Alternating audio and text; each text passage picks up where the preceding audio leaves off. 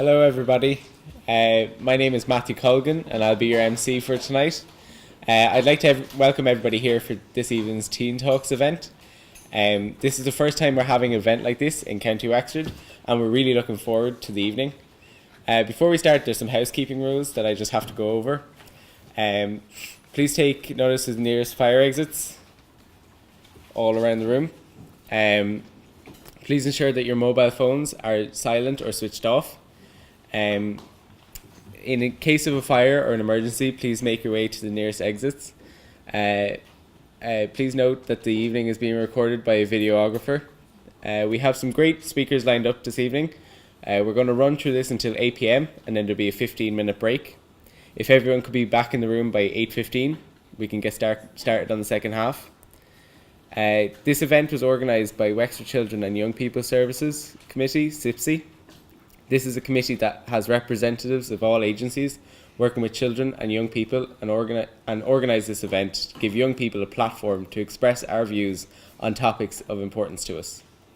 I will be speaking about the internet and how it is to live as a young person in the technological age. So, as the first young person to speak tonight, I'd like to share a few things about how it feels to be a young person growing up in Ireland today. If I was asked what it's like to live in today's world, a few words would spring to mind. Stressful, emotional, exhausting. With the pressure of exams and making decisions for the future, sometimes it can feel overwhelming. All of this may seem very negative, but that's just me being dramatic. When I look at the positives of being a teenager, they largely outweigh the negatives. Freedom of speech, no rent, the ability to express ourselves, no taxes, and the supports and services available to us, providing us with opportunities like we have tonight. Nowadays, the internet allows us access to the World Wide Web, where young people can express their views on matters such as repealing the Eighth or the Me Too campaign. We can express our opinions alongside adults, which is absolutely revolutionary. It has never been done before on such a large scale. It is a technological revolution. Social media opens everybody to instant communication with people all across the globe, connecting us like never before. But with this comes instant gratification and exposure, and all the pressures that come with it. Along with instant communication, the internet provides us with access to news stories quicker than they can be filmed for TV, making us more informed and aware of the events that shape the world than previous generations. The internet has also played a major role in changing Ireland, almost beyond recognition, into a much more culturally diverse place to live. With the ability to broadcast jobs and a better standard of life, Ireland has become a hub of diversity and learning. And as you will hear tonight, it has become home to some very amazing people. The internet today has become as natural as breathing. How many times a day do you Google something? Google it has become a phrase we say almost as much as we say hello. I am of the technological age, and I still have so much left to learn. But I know that I wouldn't have the same sense of discovery that I have now, the drive to work so hard that one day I can travel and write my own story, and not just read the ones on the internet. But first, I have to figure out how I'm going to do it, and where I can get the information I need to live my dream. Oh, I know, I'll just Google it. As humans, we tend to focus on the negatives, but nearly everything I've said is positive. We might hear some negatives tonight, but you'll also hear a lot more positive. My generation are keen to help shape the future, and make this a better world to live in. I am eager to see what changes are made after hearing me talk tonight and listening to everyone who is yet to follow. I'm excited to see where I fit in the scheme of things and how I can help. I hope you'll listen to everyone speaking tonight and take something from it. Whether it be something you learned about yourself or somebody else. Maybe you know someone who could use the information we've shared. Maybe you can relate to the stories that will be told. But as long as you've come to listen to what we have to say, then you've already made a difference. Thank you.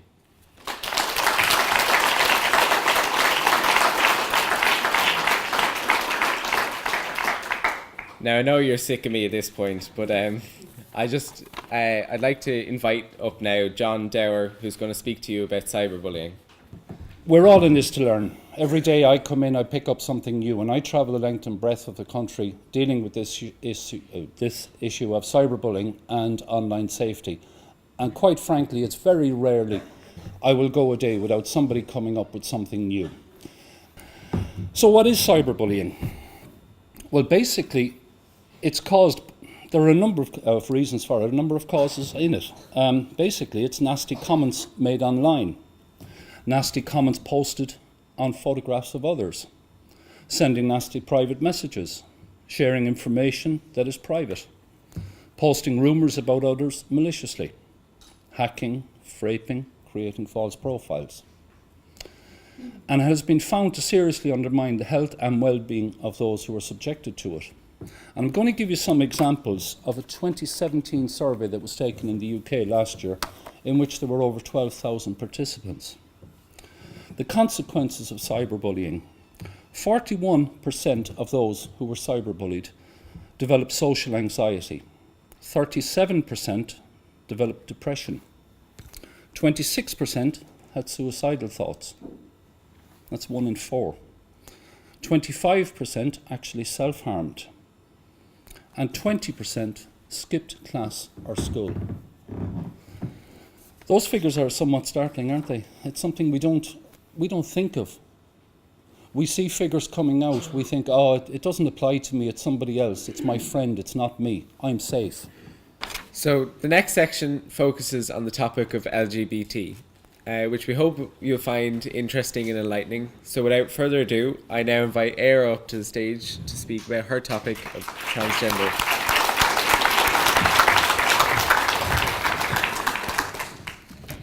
Hello, my name's Éire Malloy, I'm 14, I'm female to male transgender. I've been out for a little over a year now, I think. To find who you truly are is mentally exhausting. But when you do find who you truly are, you can be happy and come out, but make sure you're in a safe environment before. The way I came out was a letter, and I was scared, as everyone is when they're about to come out. I had a positive coming out, as my parents were very supportive. But it was still hard for me to accept the fact that I was not cisgender. I wish I was cis so I could get rid of body and voices for you, but the reaction I got from my family was extremely positive. Some were confused, but quickly learned. As for my school, I go to an all-girls school, and I've been fighting for trousers for 6, almost 7 months now, got no trousers yet, so I have to wear a skirt. I tried to transfer schools, but being a boy in an all-girls school wasn't enough. For the toilets in my school, there's one male toilet, but it's always locked or out of service. And I tried to transfer schools, as I said earlier, but I'm not on testosterone, so it's okay for now, but I've been turned down by CAMS twice for not being mentally okay, and there's nothing wrong with me mentally. And now I go to an LGBT club called Youth Neuros, and it's where you go once a week and you can just talk about your problems over a Coke noodle. If you realise you're transgender, accept who you are, because that's really who you are. If you're looking for youth clubs, ask someone at a local youth club or someone you know who's at one. They may have one, or if not, you can create one. Everyone can hate, but only some can love you for who you are, no matter what. Thank you.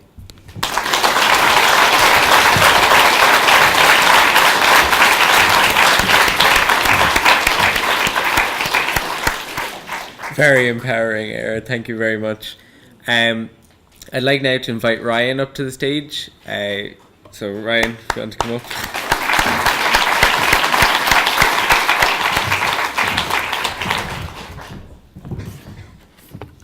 Hi, my name is Ryan and I am from the LGBT community. Today I'm going to talk about young people coming out. I came out when I was 15, but I knew long before then. I first learned about being gay in primary school. When people use the word to often offend others. I couldn't understand why being called gay provoked such a negative reaction. Coming out is a huge deal. It is something I would have thought about for a very long time. I built it up in my head about the reaction I would get. Some people feel nervous, but not me. I wasn't afraid or anxious because some of my family are gay and they were accepted no problem. So when it was my time to come out, it wasn't really planned. I was just bored at school and I kind of just blurted it out to my friends. I thought there would be excitement and attention, maybe even some questions, but in reality, even though they were happy for me, no one really batted an eyelid. There was no drama or party or attention. That was a big moment for me. It just seems like it was any other day to the people I told. After coming out, I was looking forward to finding a relationship. I quickly realized that this would be hard in New Ross, as there are not many other gay guys. Sometimes I think that will be easier to like girls, because when you're straight, straight people match you up with someone they think will suit you. But when you're gay, people will only match you up with the only other gay person they know, and expect you to like them just because they're gay too. It is not just the gay guys that expect you to like you, because some straight guys think they just automatically like you because you're gay. This is my coming out story, but the truth is, when you're gay, you don't just come out once. I will have to come out many times in my life, because people assume you are straight unless they're told otherwise. Some people may not have the same positive attitude as my friends and family. I know coming out for some people sometimes mean they lose their friends, families, and are bullied, but denying who you are can have serious impacts on your mental health. LGBT young people are 3 times more likely to attempt suicide than straight young people. Despite my positive story, I think coming out for a lot of people is hard. There are stereotypes about being gay that people don't want to be associated with. I know gay guys who won't come out because they play sports and are afraid they will be seen as weak. This is something that needs to change. If more sports people came out, it would encourage others, and I think being who you are doesn't make you weak, it makes you happier. It only takes one person to make a change. In 2016, a girl I know came out to her best friend. Her friend told everyone, and soon it was unbearable for her to go back to school. She was bullied, shouted out on the street, and it took a toll on her mental health. She wanted acceptance, somewhere to belong, to meet other LGBT young people, but there wasn't anywhere in New Ross. She told a worker in Youth New Ross how she was feeling, and together they decided to set up the LGBT group. If it wasn't for this girl determined to be who she was and wanting somewhere to be happy, if you wanted to access a group, you would have to have travelled to Waterford or Wexford. So I would tell anyone thinking about coming out, choose to be happy. You're not alone. There is support out there. I joined New Ross's first LGBTU club last year. Having this group has boosted my happiness and gives me somewhere to go where I will know I will be accepted and supported. I understand that everyone does not have the same experience I had. So I would say to make sure to keep yourself safe during the coming out process. Make sure that you'll tell someone who you trust and isn't homophobic, and that you have some good support network. If your family doesn't approve, do you have someone you could stay with for a while until it calms down? Do you know what supports and services are available for you? Belong to and Childline. Just make sure you keep yourself safe, mind your mental health, and be yourself. Thank you for listening.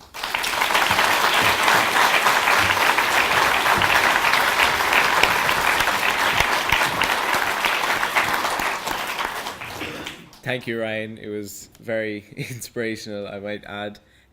Sam will now take the stage with his addressing on acceptance. Sam.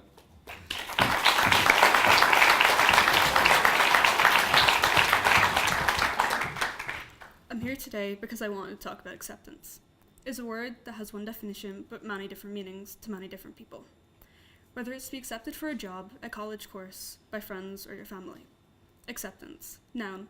The process or fact of being received as adequate, valid, or suitable. But to who? Who are we accepted by? Our peers, our family, or our friends?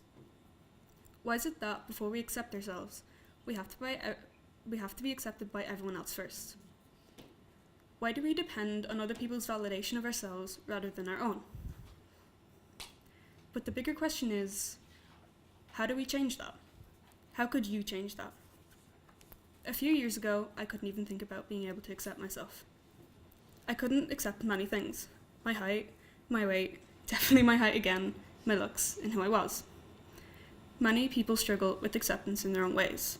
For example, their sexuality, identity, weight, how they look, what they're interested in. Many different things for many different types of people. During that period in time, I couldn't even speak about my differences, only to my counsellor. But over time I learned, bit by bit, that it's okay to be different. Of course I had times where I got angry or I was in denial. But mainly because I couldn't just be who I was without being judged first. So when it came to confrontation, I had to deny it so I wouldn't get bullied. Time passed and secondary school came. I joined FUIS down in Squirthy and it helped me in so many ways. The love and support I received was amazing. I made friends who were in the exact same boat as me and I knew I wasn't alone. But even after that, I still couldn't accept myself. I made friends in secondary school who also accepted me for being who I was. Seeing this acceptance gave me the courage to tell others. This then made me see that what others think makes us want to feel valid, but if we think we are valid, that's what makes us feel happy. Thanks to my friends, I gained the courage to accept myself for who I was, put myself out there, and do things I enjoyed. This led me to join Bui Bullig, which is a performing arts group. I also took up music and singing again. Every day, my family and friends teach me that it's okay to look, act, and sound different. That it's okay to be who I am, and as long as I accept myself, I won't have a problem with anyone else accepting me. So, how do you accept yourself? I can't answer that for you. But what I can tell you is that there is always hope at the end of the tunnel. And that no matter how hard it gets, you will always be who you are. And hopefully you can, or one day will be able to say, I'm proud to be who I am. Thank you.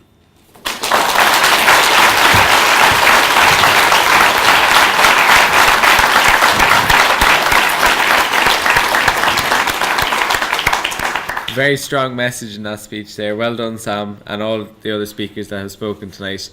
I'd like to welcome Vanessa Lacey up to the stage, who will speak to you about Tenny. So Vanessa...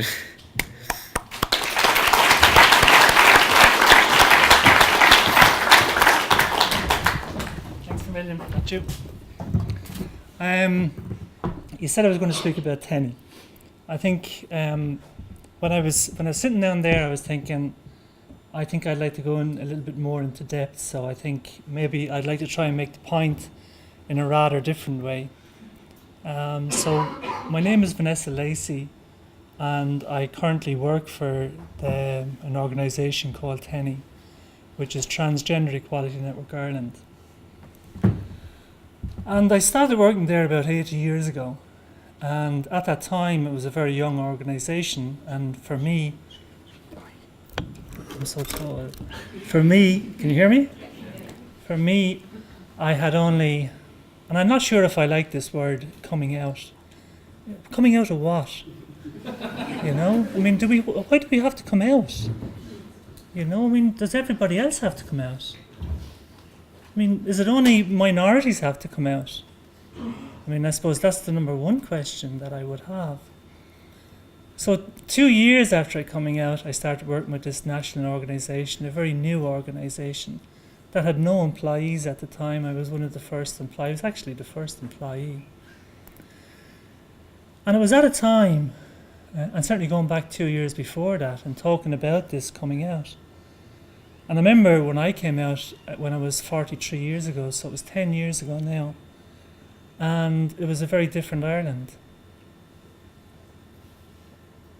And it was a situation for me where I was 43 years of age, I was married for 14 years, I had 2 young sons of 7 and 11, I had my own business for 17 years. I had a beautiful semi-detached house in Tramore, County Waterford, and I was planning how I would kill myself. And when you think of it, when I think of it now, 10 years on, I think, why was I planning to kill myself over being the person that I am? And why did I have to come out of anything? Especially when I knew from as young back as I could remember who I was and how I felt and what my gender identity was. And I knew back then, as a child, in the 60s, in Waterford, that I had to internalise my gender identity because it was not accepted and not acceptable by my parents. It was not acceptable from society. And still very much, I suppose, I think it's only starting to change now because of people like yourselves are so brave to come out. And if you're looking at research in this area, certainly the main body of research that came out, and some of it was in 1996, that suggested that the average age when people do come out as transgender and access treatment options is the mid-40s. And it's very interesting to think that now, over the last 5 to 7 years, that average age of the mid-40s has dramatically changed down to the early 20s. And it's not because of people like me or other advocates in this area. It's people like these young people here, these very extremely brave people here in front of us. And again, I do feel, as a fraud up here, I think you should have had more time speaking than me waffling on. But I think the point that I'm trying to make, and I hope I am going to make it, is that there is people who are minorities. And we are minorities not by choice, but it's just the humanity that we are. Some of us are different because of our sexual orientation. Some of us are different because of our gender identity. Some of us are different because of our colour. Some are different because of our height and our size. But we're still the same human beings that we are. We shouldn't have to come out. Years ago, there was a left-handed thing. I don't know if anyone remembers that if you used your left hand, if you were Kitog, you were punished for that. Is that right, John? I don't know if anyone else remembers it, or is this new information to anyone? So if you used your left hand in school, you were beaten until you would use your right hand. You were different. So I think now we're coming into, in Ireland, certainly, that's starting to change because of our youth and because of our drive for simply, as Sam said, for acceptance and acceptance of the self. And thank you for that. I think in relation to, John Paul asked me to sing You'll Never Walk Alone, but I ain't doing it. He asked me to speak about support, and he asked me to speak about pathways. And I think I've kind of spoke a little bit about pathways, and I suppose the pathways are life pathways, and we all have life pathways. And I think on the life pathways, I think, and certainly there's no criteria for life pathways. I think really the main criteria for life pathways is to be yourself. And in a quote from my father is, fuck the begrudgers. So be yourselves. Absolutely be yourselves. Don't be trying to be anybody else. So in regard to pathways, and it was alluded to earlier on, in regard to mental illness and having to prove a mental health condition or disorder to access a service. And that is absolutely ludicrous, to have to prove a mental illness to prove your gender identity. I don't know if anyone's aware or if there's any mental health professionals in here. I don't know if there is. And I'm not going to go on about it too much because this is not that forum to do so, but there is a manual called the Diagnostic Statistical Manual that looks at certain mental illnesses. And you have to kind of prove in these manuals that you have an issue called gender dysphoria to be able to access certain services that you need. Going back a little bit further, because these criteria are updated every year. 10 years before it was called gender dysphoria, it was called gender identity disorder. Imagine being disordered. I was diagnosed disordered 10 years ago, and I was delighted coming out of the psychologist because I thought I have a name for it now. So I'm armed with a name. But then you look back 10 years after and think, Jesus, to accept this disorder and having to prove you are disordered or you have some form of a condition to able to access a service. Now what I will say, because really the message I'd like to get through is hope as well, that in relation to having to prove mental health conditions, I'm delighted to say we don't use the DSM as much in Ireland. Well, we should not be using the DSM. What we should use is something from the World Health Organization called the ICD, which is the International Classification of Diseases. Anyone ever heard of the ICD? So in the ICD, and this is a very historic month actually, because in this month, that condition that is seen to pathologize and classify mental illness for transgender people will be changed to gender incongruence into a new chapter under sexual health, where you can have the criteria to go and access the needs that you need for your own gender identity and gender expression. So things are actually starting to positively change, not just in Ireland, but in many other countries of the world.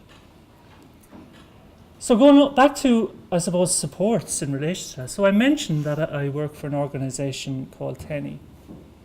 We have and we do support a number of adult support groups around the country. We also support a number of young people groups around the country. We would work very closely at times with an organisation called Belong To. I'm sure you're aware of Belong To. And also, I think one of the biggest things in this area, especially when you do undergo gender transition, and the research does strongly suggest this, is isolation from the family, because the families can experience loss because of the loss of the person that you would have identified before. So it can be quite challenging for families, or some families, to accept that loss and accept them changes. So we do have a family support organisation which are based in certain other regions of the country. The organisation is called Transparency. It is based in Dublin, it's based in Waterford, it's based in Cork, and it's based in Kerry, and it will be starting in Galway in the next couple of months. Attached to that group also, there's a group called Transformers, because when the young people were coming with their families, they were not going to take the same name as their parents had with Transparency, so they developed their own name called Transformers. So they call themselves Transformers. So there's monthly meetings. So there is monthly meetings for family support, but also young people who accompany their families are more than welcome. And we do have residentials each year where we go away as families, with a number of workshops and fun. And really the key thing here is universality, that we share our difference and we celebrate our differences. So really, I think that's the point I could make. I could go on for forever, but I swear to God I'd bore you to tears. But let me see. I think really that's I think yeah, absolutely. I think we covered it. I think. Well, just going back to one point, and so I think it was, I'm not sure it was Matthew that mentioned it, and I think he was mentioning about being okay and how he felt on the day. I remember I'd done a counselling course years ago, and we had this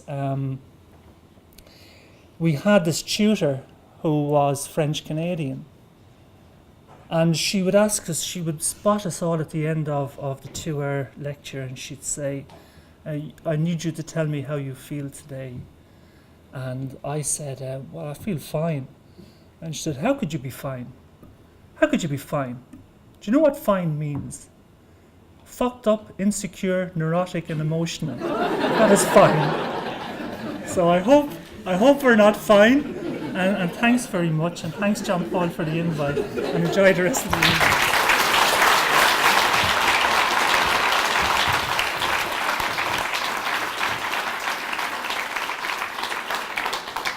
All I'm thinking now is, how do I follow that? Wow. Well, I think all I can say is thank you for coming up on stage and giving us all that information that you have. I'm actually stumbling for words here. So this concludes the first half of our evening. We hope you enjoy hearing all the various speakers, and the second half will continue in about 10 to 15 minutes.